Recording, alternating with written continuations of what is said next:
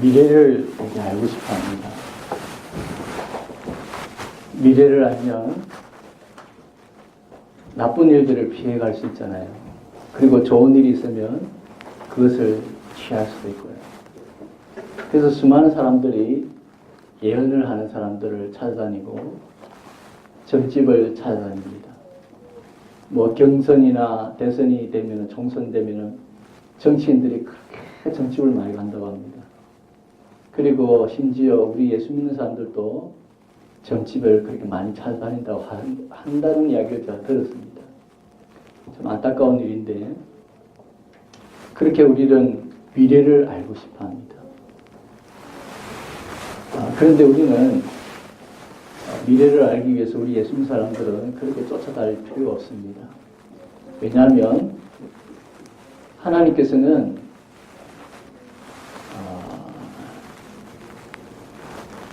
우리에게 미래의 일을 가르쳐주고 계시기 때문입니다. 성경을 통해서 아모스 3장 7절, 오늘 읽은 아모스의 말씀에 앞에 보면 주 여호와께서는 자기의 비밀을 그 종 선지자들에게 보이지 아니하시고 결코 행하심이 없다고 그랬습니다. 그래서 하나님께서는 우리의 미래의 길을 선지자들을 통해서 보여주신다는 것입니다. 말씀해 주신다는 것입니다. 그러므로 우리 예수 믿는 사람들은 미래의 길을 알기 위해서 점쟁이를 찾아다닐 것이 아니라, 예언자를 찾아다닐 것이 아니라 성경으로 돌아가야 됩니다. 선지자의 말씀으로 돌아가야 되고, 바로 이 성경 말씀이야말로 미래의, 현재의 말씀을 우리에게 주시는 것이 아니라 미래의 것까지도 우리에게 말씀하고 계신다는 사실을 우리가 꼭 기억하고 성경으로 돌아가야 하는 것입니다. 그래서 오늘은 하나님께서 우리에게 주신 미래의 예언에 대해서, 미래의 일에 대해서 한 가지 말씀을 나누고자 합니다. 미래의 일이니까 오늘 우리한테 필요하겠나 그렇게 생각하는데 오늘 한번 나누고자 합니다. 하나님께서는 우리에게 말씀의 기근의 때가 올 것이다, 그렇게 미래의 뜻을 말씀해 주고 계십니다. 오늘 아모스 8장 11절 13절 여러분 오늘 읽어왔죠? 주 여호와께서 말씀하셨습니다. 하나님께서 말씀하셨습니다. 보라, 날이 이를 텐데 내가 기근을 땅에 보낼 것이다. 양식이 없어서 주림이 아니요 물이 없어서 가람이 아니요 여호와의 말씀을 듣지 못하는 기갈이 올 것이다. 사람들이 이 바다에서 저 바다까지, 북에서 동까지 온 세계를 의미하겠죠. 비틀거리며 여호와의 말씀을 구하려고 달려 왕래하되 얻지 못할 것이다. 그날에 아름다운 처녀와 젊은 남자가 다 갈아요, 말씀에 갈아요 피곤하여지리라. 그렇게 오늘 말씀했습니다. 그래서 성경이 말하는 미래는 말씀의 기근의 때가 올 것이다 라는 것입니다. 그것은 양식이 없어서 줄인 것이 아닙니다. 물이 없어서 목마른 것도 아닙니다. 인류들은 항상 걱정을 했죠. 양식과 싸웠습니다. 인구가 폭증하면 분명히 양식이 고갈되고 굶어 죽는 사람들이 수없이 많을 것이라고 인류학자들이 걱정을 해왔습니다. 그러나 그렇지 않습니다. 역사가 지나가면서 먹는 문제는 해결되어 왔습니다. 지금 아프리카에 먹는 문제로 죽어가는 사람이 있지 않느냐 하지만 그것은 서로 내전 때문에 그렇지, 그런 것이 없다면 먹을 것이 없어서 죽는 것이 아닙니다. 하나님의 말씀이라면 양식이 없어서 기간이 아닙니다. 또 사람들은 물이 없어서 앞으로 큰 문제가 될 것이라고 고민하고 있습니다. 물 부족 시대가 올 것이라고 할까지 고민합니다. 그러나 성경은 그런 것이 문제가 아니라고 말씀하고 있습니다. 사람들은 자원의 문제로 고민을 많이 했습니다. 인류가 이렇게 석탄을 많이 떼고 석유를 많이 쓰니까 이제 자원이 고갈될 것이다. 그렇게 얼마나 미래학자들이 많이 외쳤습니까? 그러나 시간이 가면 갈수록 석유 매장량은 지금 폭발적으로 더 늘어가고 있습니다. 과학이 발달되고 그것을 개발하는 능력도 되고 자원이, 에너지가 전략이 되면서 기술이 발달하면서 오히려 지금 매장량이 더 많아진 것입니다. 수십 년 전보다. 뿐만 아니라 셰일가스라고 해서 이제는 석유가스보다 훨씬 많은 땅 안에 셰일 지층에서 가스를 채취하는 기술까지 나왔습니다. 항상 부정적인 자연주의자들은 인류가 먹는 것으로 자원으로 망할 것이라고 했지만 성경은 그렇게 말하지 않습니다. 먹는 문제, 의식주 문제가 근본적인 문제가 안 될 것이라고 아모스 선지자는 우시아 시대 구약성경 지금으로 보면 2800년 전입니다. 2800년 전에 이미 예언을 했습니다. 얼마나 가난한 시대였습니까? 그러나 그 시대에 이미 양식이 없어서 기근이나 물이 없어서 기갈의 시대가 아닐 것이라고 이미 2800년 전에 하나님께서는 선지자를 통해서 말씀하셨습니다. 그러면 어떤 기근의 시대가 오느냐? 말씀의 기근의 때가 올 것이라고 했습니다. 그러면 여러분들 중에 이렇게 생각하시는 분 있겠죠.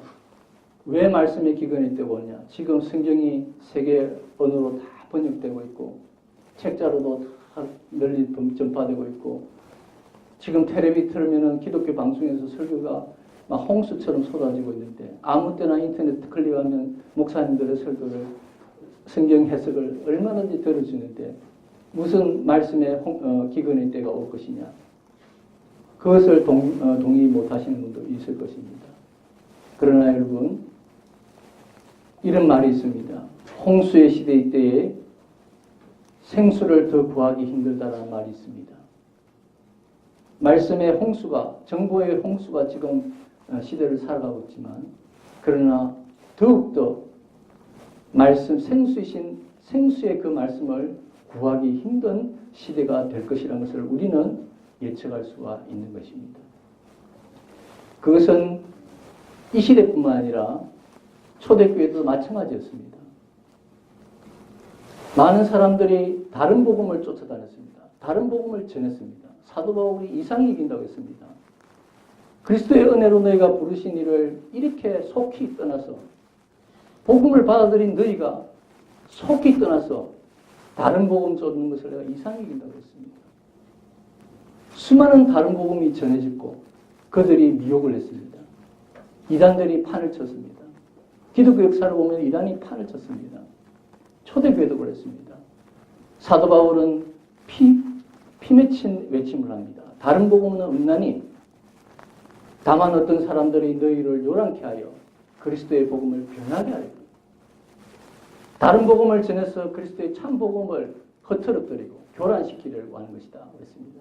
그러나 우리나 혹 하늘로부터 오는 천사라도 우리가 너희에게 전한 복음 외에 다른 복음을 전한 자는 저주를 받을 것이라고 피맺힌 외침을 하고 있습니다. 그만큼 다른 복음이 판을 쳤다는 것입니다. 고린도후서 2장 17절에 우리는 수다한 사람들과 같이 하나님의 말씀을 혼잡케 하지 않는다고 했습니다. 수많은 사람들이 과거에나 지금이나 미래에나 하나님의 말씀을 혼잡하게 할 것입니다. 변형시킬 것입니다. 혼탁하게 할 것입니다. 사람들의 눈을 오히려 헷갈리게 할 것입니다. 그래서 하나님의 말씀의 복음을 흐트러뜨리는 것입니다. 그래서 말씀의 기근의 때가 오는 것입니다. 그러면 그 말씀의 기근의 때에서 말씀은 무엇이냐? 말씀은 복잡하지 않습니다. 명료하고 간단하고 쉽습니다. 예수 그리스도와 그의 십자가의 복음입니다. 말씀은 예수 그리스도이십니다. 요한복음 1장에서 그것을 분명하게 말씀해 주고 있습니다. 태초에 말씀이 계시니라. 이 말씀이 하나님과 함께 계셨고 이 말씀은 곧 하나님이시라고 했습니다. 그리고 이 말씀으로 세상이 창조되었다고 했습니다. 그리고 그 말씀 안에 생명이 있고 그 말씀이 오늘 우리가 찬양 부르는 대로 빛이라고 했습니다. 세상의 빛이라. 근데 그 말씀이 누구냐? 14절에 말씀이 육신이 되어 우리 가운데 거하시네. 우리가 그 영광을 보니 아버지의 독생자 영광이요 은혜와 진리가 충만하더라. 예수 그리스도 그분이 로고스 말씀이십니다. 그래서 예수님께서는 요한복음 14장 6절에 내가 곧 길이요 진리요 생명이니 나로 남지 않고는 아버지께로 올 자가 없다고 했습니다. 여러 길 중에 a way가 아닙니다. 오직 the way. 오직 한 길입니다. 예수 그리스도 그분이 말씀이고 그분이 길이고 진리고 생명이십니다. 그래서 마가복음은 이렇게 시작됩니다. 1장 1절에 하나님의 아들 예수 그리스도의 복음의 시작이다. 복음이 무엇입니까? 굿뉴스, 가스펠이 뭡니까? 곧 예수 그리스도 그분이 복음입니다. 그분이 굿뉴스고 그분이 생명이십니다. 그분이 말씀이십니다. 그래서 사도들은 사도행전 5장 42절에 저희가 날마다 성전에 있든지 집에 있든지 예수는 그리스도라 가르치기와 전도하기를 쉬지 않았다. 사도들의 메시지는 분명하고 쉬웠습니다. 예수는 그리스도다. 예수는 메시아다. 예수는 우리의 구원자가 되신다. 너무나 분명하고 너무나 명료한 메시지였습니다. 거기에는 혼잡함이나 거기에는 다른 것이나 변형된 것이 없습니다. 예수는 그리스도라 전하기를 쉬지 않았다. 사도들의 메시지는 분명했습니다. 그래서 여러분 예수님이 말씀이라는 겁니다. 그리고 말씀은 그의 십자가입니다. 십자가의 복음입니다. 왜 십자가가 중요하냐? 예수님의 그 가르침, 수많은 가르침, 예수님의 그 삶, 그것의 결정체는 십자가로 드러났습니다. 십자가 안에 예수님의 그 정신이 다 들어가 있고 예수님의 가르침이 다 들어가 있고 예수님의 그 삶이 다 십자가의 그 사건 안에 들어가 있는 것입니다. 죄인들을 구원하시려고 자신을 희생하시는 그 십자가의 사건은 예수님의 결정체입니다. 그렇기 때문에 바로 십자가와 예수님을 분리할 수가 없는 것입니다. 고린도전서 1장 23절까지 유대인들은 표적을 구하고 헬라인들은 그리스도인들이죠. 지혜를 철학자를 지혜를 구했습니다. 필라소피 지혜를 사랑하는 자였습니다. 유대인들은 표적을 구했습니다. 그러나 여기서 유대인이나 헬라인은 세계 모든 사람을 대표하는 것입니다. 세상 사람들은 능력과 기적을 구합니다. 이적을 구합니다. 아니면 지혜를 구합니다. 지식을 구합니다. 그러나 우리는 십자가에 못 박힌 그리스도를 지납니다. 유대인에게는 끈이 것이 있고 이방인에게는 미련한 것입니다. 지식과 지혜를 구하는 사람에게는 십자가가 너무 미련하게 보입니다. 이적과 능력을 구하는 자에게 십자가의 복음은 끈 것이요. 자꾸 귀찮은 것이요.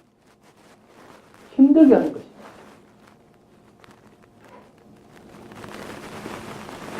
그러나 오직 부르심을 입은 자들에게는 유대인이나 헬라인에게나 그리스도는 하나님의 능력이요 하나님의 지혜라. 하나님의 능력과 하나님의 지혜 어디에서 나타났습니까? 십자가에서 나타났습니다. 그리스도의 그 십자가. 그래서 갈라디아서 1장 24절에 내게는 우리 주 예수 그리스도의 십자가 외에 결코 자랑할 것이다. 십자가가 나를 사랑한다. 고린도전서 2장 2절에 내가 너희 중에서 예수 그리스도와 그의 십자가 외에 못 박히신 것 외에는 아무것도 알지 않기로 작정했다. 왜 작정했을까요? 예수 그리스도와 그의 십자가만이 진정한 말씀이요 복음입니다. 다른 것을 혼잡하게 할 가능성이 있기 때문에 사도 바울 스스로 내가 다른 것을 사도 바울은 엄청난 대학자였습니다. 그 시대의 대학자였습니다. 그러나 그는 작정을 했습니다. 예수 그리스도와 그 십자가 외에는 알지 않습니다. 작정을 요한복음 3장 여러분, 그래서 여러분 이 두꺼운 성경 그러면 그렇게 복음이 명확하고 말씀이 그렇게 이지하고 간단하다면 왜 성경이 이렇게 두꺼워요? 성경이 정말 그것만 전하고 있습니까? 예, 그렇습니다. 성경 전체가 전하는 그 핵심이 주제가 바로 요한복음 3장 16절 아닙니까? 하나님이 세상을 이처럼 독생자를 주셨으니 이는 저를 믿는 자마다 멸망치 않고 영생을 얻게 성경 전체의 주인공이 누구십니까? 하나님 아니십니까? 아브라함 사건, 이삭 사건, 노아 사건, 그들 아브라함이 주인공입니까? 그 사건에? 다윗 사건의 주인공이 다윗입니까? 성경의 주인공은 우리 주님이십니다. 삼일체 하나님이십니다. 그 주인공을 보지 못하고 그냥 다윗의 이야기, 아브라함 이야기 들으면 잘못 가기 쉽습니다. 주제가 뭡니까? 성경의 주제가. 그 삼일체 하나님이 우리를 사랑하셔서 구원하셨다는 소리입니다. 사랑하시다는 말입니까? 주제입니다. 이 성경책 전체의 주제가 여러 개 있으니까 여러분 책이나 논문이나 주제가 여러 개 있으면 그거는 헛방이에요. 가치가 없는 거예요. 성경도 여러분 여러 개 주제를 여러분 가르치고 있는 겁니까? 이 두꺼운 성경이? 아닙니다. 분명한 한 가지 주제입니다. 하나님 우리를 사랑하십니다. 사랑하십니다. 아들을 주시기까지 사랑하십니다. 그 주제 아닙니까? 여러분 성경의 주인공이 주님이시고 그 주제가 주님의 사랑인데 요즘에요 선임들이 성경 더 많이 인용합니다. 강의하면서 얼마나 많이 하는지 몰라요. 철학관에 가면 철학자들도요 심지어는 정치하는 사람도 성경을 많이 합니다. 막 인용하면서 가르쳐줍니다. 이렇게 살아라 저렇게 살아라. 교훈이다. 지혜다. 이단들이요 성경을 더 많이 하라 여러분보다 이단들이 더 많이 합니다. 성경을 한번 가지고 토론하자 이렇게 나옵니다. 그런데 문제는 그들에게서 주인공이 빠졌어요. 성경의 주제가 빠졌어요. 하나님을 인정하지 않아요. 예수 그리스도의 십자가의 그 사랑과 구원을 인정하지 않아요. 그냥 인간의 지식의 책이에요. 교훈의 책이에요. 교회 와서 그냥 거기서 교훈을 가르치는 어떻게 살아라 저렇게 살아라 교훈의 책이에요. 그렇지 않습니다. 성경은 명료합니다. 주님이 주인공이시고 주님이 우리를 사랑하셨다는 그 주제 명료합니다. 그래서 말씀은 예수 그리스도와 그의 십자가의 복음이다.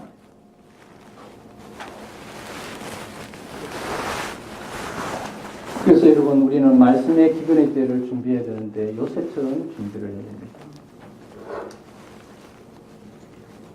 왜 예언을 해주셨을까요? 하나님께서. 왜 미리 일어날 일을 하나님은 말씀하십니까? 준비하라는 거 아닙니까? 사람들은 왜 미래의 일을 알고 싶습니까? 준비하기 위해서 아닙니까? 우리도 준비해야 됩니다. 어떻게 준비해야 됩니까? 말씀의 기근의 때를 준비해야 됩니다. 대표적인 예가 요셉입니다. 요셉. 여러분 요셉에 대해서 너무 잘 알지만 혹시 모르시는 분이 있어서 제가 간단히 설명하겠습니다. 요셉은 억울하게 형들에게 누명을 쓰고 애굽의 종으로 팔려갑니다. 그런데 보디발의 집에서 또 누명을 써가지고 감옥에 갇힙니다. 근데 그 감옥에서 마침 바로 왕의 애굽의 바로 왕의 술 맡은 관원장의 그 꿈을 해석해 주지 않습니까? 근데 그 꿈이 그대로 맞아가지고 이 수많은 관장이 다시 바로왕의 시중을 들게 됐습니다. 근데 세월이 지나서 바로왕이 꿈을 꿉니다. 애굽의 바로왕입니다. 그 바로왕이 꿈을 꾸는데 살찌고 튼튼한 7소가 있는데 바싹 마르고 흉악한 7소가 나와서 그냥 삼켜 먹어버린 겁니다. 바로왕이 깜짝 놀라가지고 꿈을 깼습니다. 이게 무슨 꿈이지? 다시 잠이 들었습니다. 근데 이번에 또다시 다시란 7 이삭이 있는데 그 빼싹 마르고 흉악한 7 이삭이 나와서 삼켜버렸습니다. 야, 이게 뭐야? 잠이 번쩍 깨서 신하들을 묻고 점치는 사람들을 불렀습니다. 그런데 아무도 그 꿈을 해석해주지 못했습니다. 그때 술 맡은 관원장이 바로왕에게 자기가 억울하게 감옥에 갇혔을 때 요셉이라는 청년이 꿈을 해석해 주는데 그대로 맞았습니다. 그 요셉을 한번 불러봐 주세요. 그래서 요셉이 바로왕 앞에 가서 꿈을 해석합니다. 바로왕이시여, 이것은 하나님이 미리 올 일을 가르쳐 주신 것인데 7 토실토실하고 건강한 암소를 소가 나와서 흉악한 소가 먹어버렸다는 것은 7년 동안 풍년이 있고 그 다음에 그 풍년을 완전히 잊어버리게 하는 엄청난 기근이 올 것입니다. 두 번째 꿈도 사실 또 동일한 꿈인데 하나님께서 반드시 이룰 것이라는 것을 보여주기 위해서 2번 이렇게 왕에게 보이신 겁니다. 그래서 지혜 있는 사람을 해가지고 잘 치료해가지고 양식을 준비해가지고 흉년 7회 흉년을 준비하게 하소서. 그러니까 바로왕이 야, 네가 진짜 지혜로운 자고 하나님의 계시를 받은 사람이다. 성령이 충만한 사람이다. 네가 해봐라. 그래서 요셉이 애굽의 총리가 되어서 7년 흉년 동안 곡식을 모아둡니다. 엄청난 창고에 곡식을 모아둡니다. 그리고 흉년의 때에 그 곡식을 풉니다. 온 애굽 사람들을 살릴 뿐만 아니라 그 근동의 모든 사람들을 살리고 그리고 자기의 가족들, 자기를 팔았던 형제들, 가족들도 살리게 됐죠. 이게 요셉 사건의 이야기입니다. 제가 왜 요셉의 이야기를 하겠습니까? 요셉은 흉년이 온다는 사실을 알고 그 흉년을 준비했던 사람입니다. 지혜로운 자요, 사람을 살리는 사람이었습니다. 이 요셉의 사건과 아모스의 말씀을 연결해 보면 우리가 어떻게 살아야 될지를 답을 얻는 것입니다. 우리도 요셉처럼 기근의 때를 준비해야 한다는 것입니다. 이 말씀을 받고도 준비하지 않는다면 그 미련한 거죠. 그러나 요셉처럼 이 말씀을, 아모스의 말씀을 하나님의 말씀으로 믿고 말씀을 준비하는 사람은 요셉처럼 이웃을 살리고 자기를 살리고 자기 가족을 살리는 영혼을 구원하는 그런 하나님께 쓰임받는 사람이 된다는 것입니다. 특별히 젊은이들을 기억하십시오. 이 말씀. 요셉처럼 하나님이 우리에게 말씀해 주셨습니다. 요셉에게 말씀하신 것처럼. 그냥 지나치지 마시기 바랍니다. 말씀의 기근의 때를 준비해야 됩니다.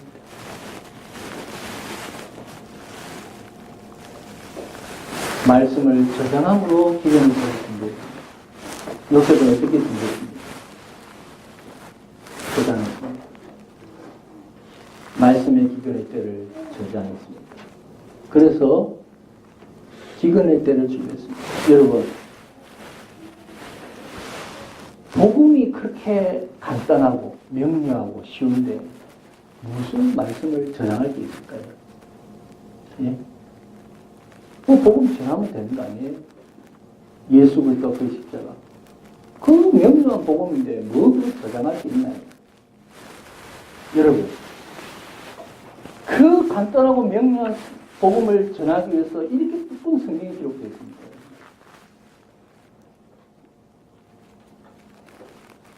태초에 하나님이 창조하시는 날에서 시작해서 어떻게 인간이 타락하고 그 타락한 인간에게 하나님이 원시 복음을 전해주시고 노아의 그 방주의 사건을 통해서 아브라함을 부르심을 통해서 아브라함이 이삭을 바친 사건을 통해서 율법에서 제사 지내고 성막을 짓고 그 모든 예표가 예수 그리스도의 십자가와 예수 그리스도를 예표하는 거 아닙니까? 그 간단한 복음을 전하기 위해서 성경이 이렇게 두껍게 기록되어 있어요. 수천 년의 동안 수십 명의 아니 수많은 사람들의 그 기록을 통해서 성경이 기록되어 있습니다. 그런데 우리가 뭐 간단한 복음인데 저장할 것도 없고 필요도 없다. 내가 알기 때문에 괜찮다. 너무 안 됩니다. 그 복음을 증거하기 위해서 사도 바울은 서신서를 통해서 얼마나 논증을 했습니까? 변증을 했습니다. 예수 그리스도와 그의 십자가의 복음을 위해서 얼마나 변증한 부분들이 그렇게 길게 자세하게 나와 있습니다. 그 간단한 복음을 위해서. 우리가 붙드는 복음이 간단하고 명료하다 하더라도 우리는 말씀을 저장합니다. 그 어떤 사람이라도 그 복음을 증거할 수 있는, 그것으로 설득할 수 있는, 감화를 줄 수 있는 그런 사람이 되는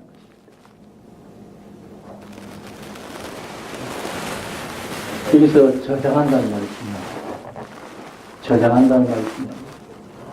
기근의 때를 준비하는데 여러분 좋습니다. 요셉이 흉년 7년 흉년 동안 잘 먹고 잘 살고 야 흉년이다. 흉년이 왔다.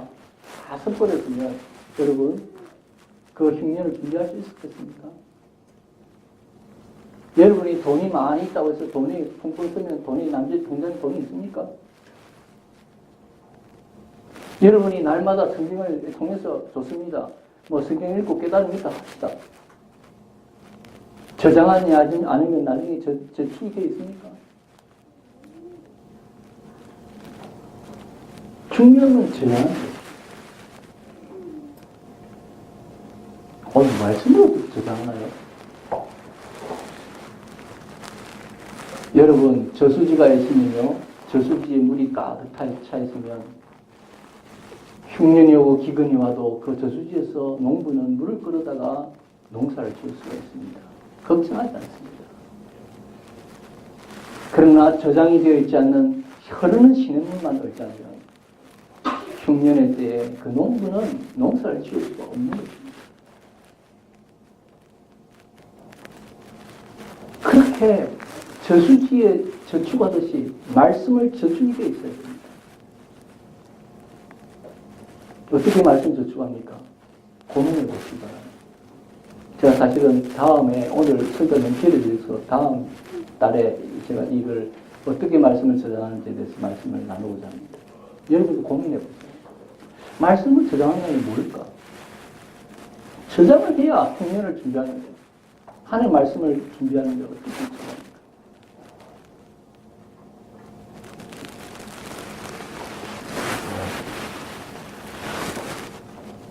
오늘은 그 방법보다도 중요성을 강조하고 싶었습니다. 여러분, 말씀에 기근의 때가 온다고 성경이 분명히 하나님이 말씀하셨습니다. 말씀은 곧 예수 그리스도와 그의 십자가의 복음입니다. 우리는 말씀의 기근의 때를 준비해야 됩니다. 어떻게 준비합니까? 저장으로, 말씀을 저축함으로 저장합니다. 남을 위해서 말씀을 저축하고 요셉처럼 남을 위해서 하는 거 별로 나한테 와닿았습니다. 그러신 분도 계실지 모르겠어요. 말씀을 저축하는 것은 다른 영혼을 살릴 뿐만 아니라 나를 살리고 내가 하나님께 쓰임받고 내가 복을 받는 중요한 길입니다. 부디 오늘 이 말씀을 기억하시고 말씀의 기준의 때를 준비하고 복된 성도 인도되시기를 주님 이름으로 축원합니다.